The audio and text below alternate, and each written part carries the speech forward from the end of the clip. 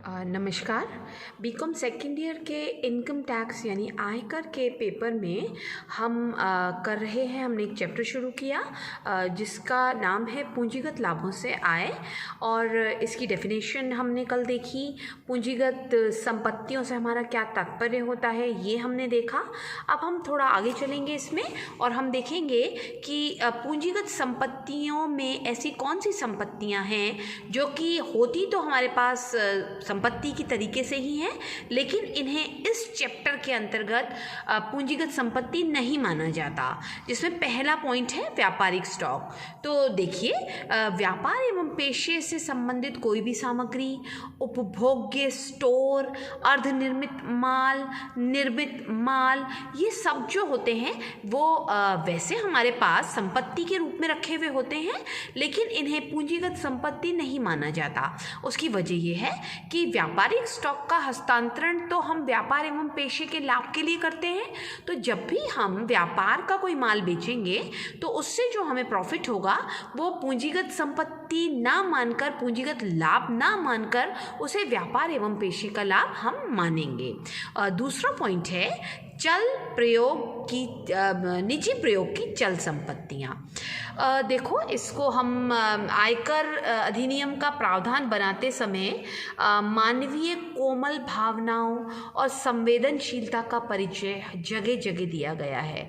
अतः यह माना गया है कि मानव के स्वयं की उपभोग की वस्तुएं, यानी जो वो खुद यूज़ में लेता है, पर्सनल यूज़ में लेता है, जैसे उसके पहनने के कपड़े, फर्नीचर, परिवार के सदस्यों की विलासिता और उपभोग के लिए कोई वस्तु वो खरीदता है, जैसे कि कोई एसी खरीदता है, टीवी खरीदता है, और नितांत घरेलू चल संपत्तियाँ पूंजी संपत्ति की परिभाषा में शामिल नहीं की जाती। अर्थात यदि कोई व्यक्ति अपनी निजी उपयोग की कोई भी वस्तु बेचता है तो वह उसको उस पर लाभ हो चाहे तब भी उसे निजी उपयोग का मानकर आयकर अधिनियम के अंतर्गत इसे कर मुक्त रखा गया है, और ये माना गया है कि ये पूंजी संपत्तियां नहीं हैं। लेकिन इसका एक अपवाद है जो कि है जेवर। यानी यदि किसी व्यक्ति के पास कोई जेवर होते हैं, प्रेशियस, सेमी प्रेशियस स्टोन्स होते हैं, हीरे होते हैं, सोना होता है, चांदी होता है, पीतल होता है, पीतल के बर्तन होते हैं, तो ये सब जो हैं वो किसी भी तरीके से पूंजी संपत्ति के निजी उपयोग के हैं ये, और चल संपत्ति भी है, एक स्थान से दूसरे स्थान पे भी जा सकती है, लेकिन इसे पूंजी संपत्ति माना जाएगा। और इसे यदि कोई व्यक्ति बेचता है तो वो इस हेड के अंतर्गत उसे उस पर टैक्स देना पड़ेगा। तो देखिए, अब जैसे अपन जेवर में लेते क्या क्या हैं, जेवर को पूंजी संपत्ति मानते हैं जिसमें सोना, चांदी, प्लेटिनम, अन्य किसी मूल्यवान धातु या इसके मिश्रण से बने हुए आभूषण, इसमें मूल्यवान पत्थर जैसे हीरा, नीलम आदि भी आते हैं, और इसमें यदि ये पहनने के कपड़े में लगे हुए हों तो भी ये पूंजी संपत्ति होंगे। कई लोग होते हैं ना से बहुत राजा महाराजा, उनके जो पहनने के कपड़े होते हैं उनमें बड़े बड़े हीरे के बटन लगे हुए होते हैं। स्त्रियां जो होती हैं उनके लहंगे बनते हैं, पोशाकें बनती हैं, उसके अंदर सोने चांदी के काम होते हैं। तो ये सब जेवर की श्रेणी में ही आएंगे, और इनको बेचने पे यदि कोई लाभ होगा तो वह पूंजी संपत्ति लाभ के अंतर्गत ही आएगा। सेकंड पॉइंट है हमारा प्राचीन वस्तुओं का संग्रह। यदि कोई व्यक्ति प्राचीन वस्तुएं, चित्रकारी, मूर्ति व अन्य कला का कार्य करता है तो इसे पूंजी संपत्ति में ही सम्मिलित किया जाता है। अर्थ है इसका यदि हस्तांतरण किया जाएगा तो ये व्यापार पेशे का लाभ ना कहला के क्या लाभ कहलाएगा? पूंजी संपत्ति का ही लाभ कहलाएगा। थर्ड पॉइंट है भारत में ग्रामीण क्षेत्र में स्थित भूमि। ये तो हम कई बार कर चुके हैं, शुरू से ही पहले दिन से जब हमने इनकम टैक्स स्टार्ट की थी तब से हम देखते आ रहे हैं कि भारत में ग्रामीण क्षेत्र में स्थित कृषि भूमि को पूंजी संपत्ति से अलग रखा जाता है, जिससे ग्रामीण किसान को कृषि भूमि को खरीदने और बेचने में अनावश्यक परेशानी न हो। लेकिन शहरी क्षेत्र में अथवा कस्बे में यदि कोई कृषि भूमि स्थित है और इसको यदि कोई व्यक्ति बेचता है है तो वह पूंजी संपत्ति ही मानी जाएगी। देखिए इसके अपवाद हैं, निम्नलिखित कृषि भूमि पूंजी संपत्ति मानी जाएगी।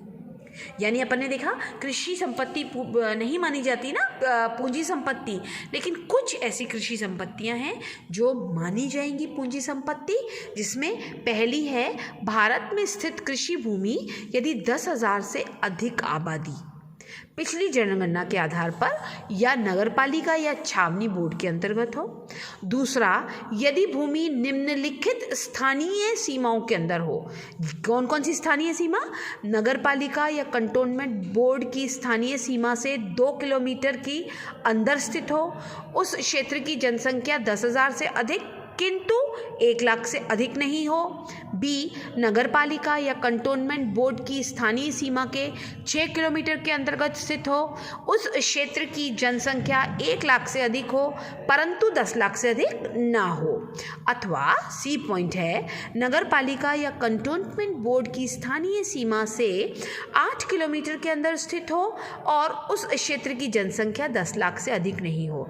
देखिए स्टूडेंट्स, आपको ये सब पॉइंट्स याद करने पड़ेंगे। इनकम टैक्स हमको लगता तो है कि ये एक व्यापार प्रैक्टिकल न्यूमेरिकल क्वेश्चंस वाला चैप्टर वाला विषय है, लेकिन इसके न्यूमेरिकल क्वेश्चंस आप तभी कर पाएंगे जबकि आपको पूरा का पूरा आयकर अधिनियम 1961 के अंतर्गत उपधाराएं आपको याद होंगी। तो आप ये ना समझें कि ये थ्योरी कुछ आपको यदि बोरिंग लगती है या समझ नहीं आती तो फिर आपका इस चैप्टर को करना और इनकम टैक्स को करना बहुत मुश्किल हो जाएगा। आपको ये सब याद होंगे तभी वहाँ इनकम टैक्स रिटर्न भरते टाइम आप इसको इनका हवाला देते हुए रिटर्न्स को भर पाएंगे। 4th पॉइंट है स्वर्ण बॉन्ड एवं विशेष धारक बॉन्ड। देखो कौन कौन से। 1.5% स्वर्ण बॉन्ड 1978 में सरकार ने निकाले थे। सेकंड है 7% स्वर्ण बॉन्ड 1980 में सरकार ने निकाले थे। तीसरा है स्वर्ण सुरक्षा स्वर्ण बॉन्ड, राष्ट्रीय सुरक्षा स्वर्ण बॉन्ड 1980 में सरकार ने निकाले थे। विशेष धारक बॉन्ड्स 1991 में सरकार ने निकाले थे। 5th है स्वर्ण जमा बॉन्ड्स 1999 में सरकार ने निकाले थे।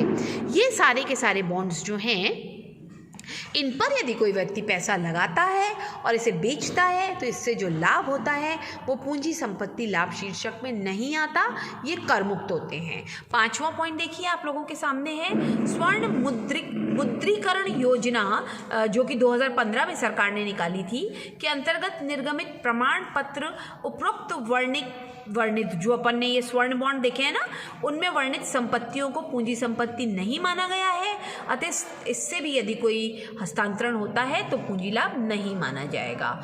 यानी कि इन सब संपत्तियां अपन ने अभी देखी, एक व्यापारिक स्टॉक देखा, निजी प्रयोग की संपत्तियां देखी, भारत में ग्रामीण क्षेत्र की कृषि भूमि देखी, स्वर्ण बॉन्ड एवं विशेष धारक बॉन्ड देखे, स्वर्ण मुद्रीकरण योजना 2015 के अंतर्गत निर्गमित प्रमाण पत्र देखे। इन सब पे यदि इन सब को बेचने से या हस्तांतरण से किसी व्यक्ति को कोई लाभ होता है तो पूंजी संपत्ति लाभ नहीं माना जाएगा। इनको अच्छी तरह आप लोग देखेंगे, पढ़ेंगे। मैं PDF के तरीके से आपके ग्रुप में इसे डालूंगी और इसे अच्छी तरह देखिए, समझिए। कुछ नहीं समझ में आए तो आप मुझसे पूछ सकते हैं। आप अपना ध्यान रखेंगे, कोविड-19 के चलते बाहर नहीं निकलेंगे, सुरक्षित रहेंगे, अपने छोटों और बड़ों का भी ध्यान रखेंगे। Thank you so much.